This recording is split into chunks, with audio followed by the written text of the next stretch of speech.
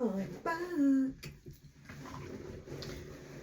Right, so if your first introduction to me was yesterday, literally that is me. I'm not going to pretend it isn't, but I have brushed my hair today. So obviously the question that everybody is asking me is, are we going to stay trading online? I don't know. I really don't know. The ecom maths is actually mind-boggling, and it only really works if you're a volume business. There's all talk at the moment about Shein in the press. Everybody's talking about it. There's a video doing the rounds at the moment saying that the workers are paid like 2-3p an hour. And what this means is that they're really in demand, and I just can't get a look in at the factories over there. So because we make our things here, we have a very different pricing model. The cost of putting things online pro ratas out. Obviously, the more garments you have to sell, the more you have to spread the cost over, for example. But on average, a day's shoot's probably going to cost about, I don't know, maybe £4,000. And let's say you've rustled up 40 products to shoot. Working that back, okay, it's £100 a product, fine. That's just to have it photographed. That includes studio hire, photographer, hair and makeup, model, stylist if you need one, catering, transport, travel, time allowed for stuff, all of these things. So it might seem like a lot of money, it's not. Well, I mean, it goes quickly. Lunches, even M&S lunch adds up. So by the time you've worked that back, you've then got to also in tandem shoot a hanging shot of that, like an isolated picture. People often go, I'd like to see it on a variety of models, actually. Brilliant.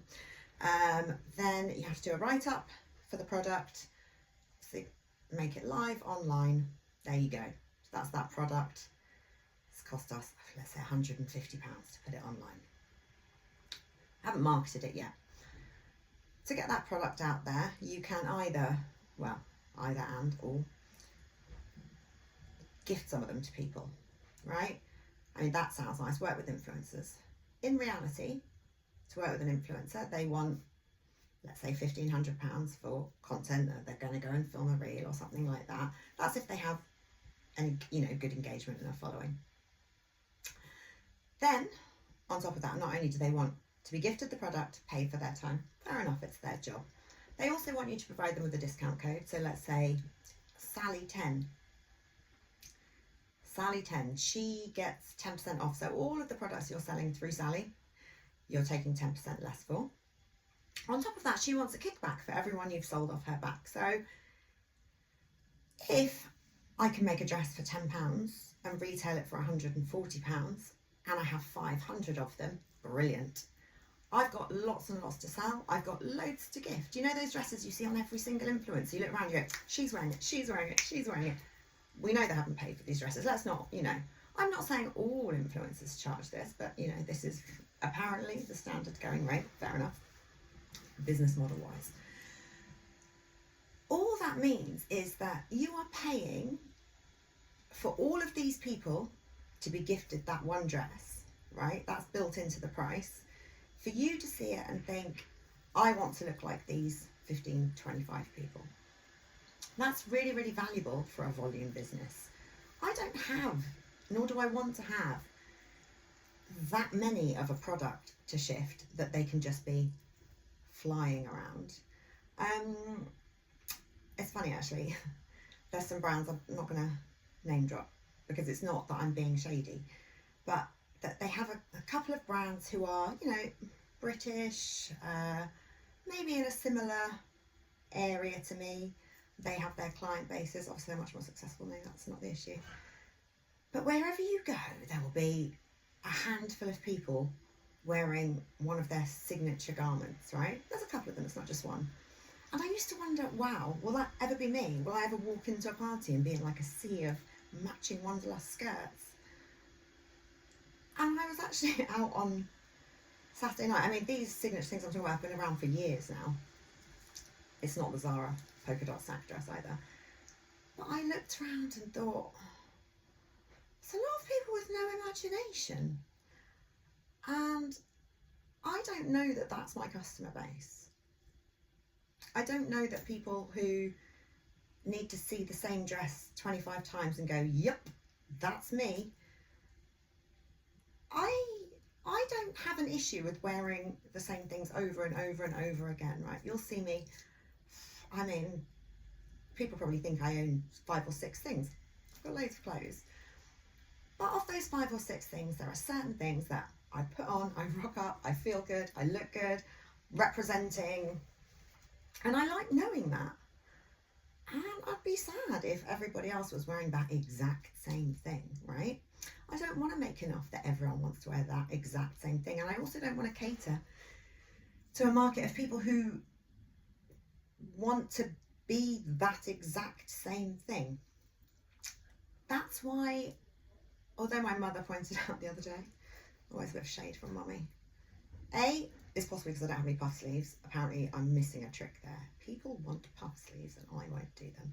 It's possibly not that. But it also comes down to the fact that I always really wanted to build a brand that was exclusive to a particular customer base. If you buy into it, you buy into it. If you don't, you don't. And that's something that's been incredibly difficult to stick to over the years. I think now, as a society, we're so used to people having, Hoover downstairs, people feeling obliged to go in and, you know, point out that they would like it, but they don't wear that colour, or they'd like it in a red, or they saw this thing in Zara and we should really be making them. And they think that's helpful feedback. To me, it's really not helpful feedback. One of my lovely customers said, oh, I'm sorry, things are tough. Why don't you just go out in the high street and do a bit of market research, see what it is that people want? I said, well, people want affordable knits and trousers to walk the dog in Bushy Park in, and that's fine. But you can get that in H&M, you can get it in Zara, you can get it in Sainsbury's, you can get it in Phoenix. I mean, we're not short of those things. So it seems absolutely pointless to be doing more of the same thing so people can get it slightly closer to home. Why do I make clothes? Because I like the transformative effect of clothes, sorry. I like that you can be someone else, and that was the reason why having a shop was quite important to me, because I know that there are people that want to achieve a certain thing but don't quite know how to do it. So it's not even in terms of being a stylist, but I just wanted to lead by example, and I didn't want to do it by just, you know, standing putting clothes on, because inevitably, exactly the same as when you shop online, people will buy the dress I'm wearing and go, I don't look like you. Well, no, you don't look like me for whatever reason. You might have really, really long legs. You might be blonde and fair and have completely different physique to me. But if you've seen me walking around and thought, I want a bit of that, it's because you want to channel you think, you know, like that's, I want to feel like she looks like she feels, right? So that was the point of difference. And if you come into the shop, I can look at you and I will know what I can put on you to dress you in a way that will make you feel like that. Believe me, there's 100 different million occasions I probably couldn't dress you for if you're not my customer. But if I get what you're after, I can sort you out. I found that easy to do in the shops, and that what has built our brand up. The majority of our online sales, if I'm honest, come from, historically anyway, people who have shopped with us before, or perhaps seen something of ours on someone else, but ordinarily they've either been visiting the area, used to live near us and moved, or have a friend who shops with us and now shop with us. And the truth about 80% of your business coming from 20% of your customers is really, really true. And there's tons of people, and I know I'm going to forget a load of them, but there's 3 people: Nicola Moran, Sarah Vergain, and Amy Burns, right? email any other e-com brand and ask their director who their 3 top selling customers are. I doubt they really know. I doubt they've driven to their house to drop things off. I have. They don't know they're that important to me, but they know that they have already an expectation of what they're going to get, and I can deliver on that. What I can't do is just cast my net endlessly into the world, because no matter what, I will never have the marketing budgets of 95% of the other people that operate in the fashion business. Why? Because I reinvest all my money into people, into customer experience, into having nice shops, into having a nice studio, into providing employment for people who wouldn't otherwise get to work in the environments they do. And I think that's really, really important to me. So part and parcel is that having a shop and a team in the shop meant that we were able to absorb the cost of order fulfillment, stock, all of those sorts of things. And it was also a really, really good testing ground, which perhaps we wouldn't have as an online brand. So, for example, we might do a short run of some dresses. And the first few we might go, oh, the sleeves came out a bit short. So, we won't say anything to customers. We just go, madam, you've got terribly long arms, obviously. Or that's the third person with terribly long arms. And we go back and we just add a bit on the pattern. And, generally speaking, we can easily see if something's going to be successful, if it's been popular, if it hasn't. If it has, we'll make a small run of them. Let's say 17 dresses. I'm going to circle back to the 17 dresses thing in a minute. But let's say we're going to sell those 17 dresses online, shoot them, write them up, get a model in, photographer, hair and makeup. Why is that important? Why don't I just shoot it on the back of my door like Depop? Because, as I explained, it's how you wear it, how you style it.